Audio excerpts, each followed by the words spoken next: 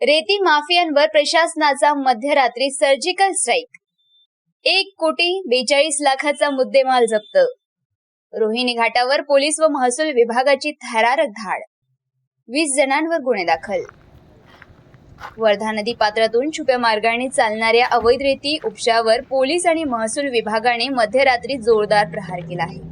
राळेगाव तालुक्यातील रोहिणी घाटावर केलेल्या या धडक कारवाईत तब्बल 1,42,50,000 रुपयाचा मुद्देमाल जप्त करण्यात आला असून रेती माफियांमध्ये मोठी खळबळ उडाली आहे।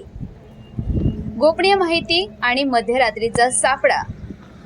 दिनांक 8 मार्च 2026 रोजी रात्री 1:30 वाजताच्या सुमारास सहाय्यक पोलीस अधीक्षक तथा उपविभागीय पोलीस अधिकारी पांढरकवडा श्री रॉबिन बन्सल यांना रोहिणी घाटावरून अवैध रेती वाहतूक होत असल्याची खात्रीशीर गोपनीय माहिती मिळाली होती।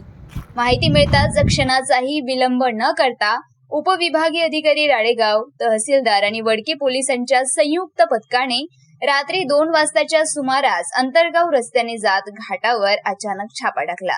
कारवाई दरम्यान नदीपात्रात बेकायदेशीरपणे रेती उपसा आणि वाहतूक करताना खालील सामग्री रंगेहात पकडण्यात आली। रेती वाहतुकीसाठी वापरली जाणारी 11 वाहने, 2 बोटी आणि 2 अवाढव्य पोकलँड मशीन। जप्त करण्यात आलेल्या या सर्व मुद्देमालाची एकूण किंमत 1,42,50,000 रुपये इतकी आहे।